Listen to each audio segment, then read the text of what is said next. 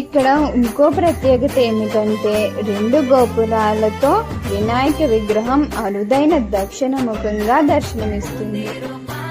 చూసారా స్వామివారిని ఎంత చక్కగా ఉన్నారో.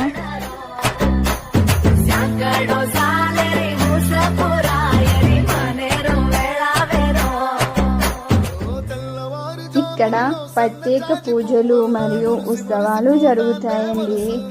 అంతేకాకుండా ఇక్కడ నిత్యం అన్నదానం కూడా చేస్తున్నారండి. మరి ఇది ఎక్కడ అనుకుంటున్నారా? మరి ఎక్కడో కాదు, అమలాపురానికి దగ్గరగా ఉన్న అయినవిల్లి గ్రామంలో. మీరు కూడా వచ్చి స్వామివారిని దర్శించుకోండి.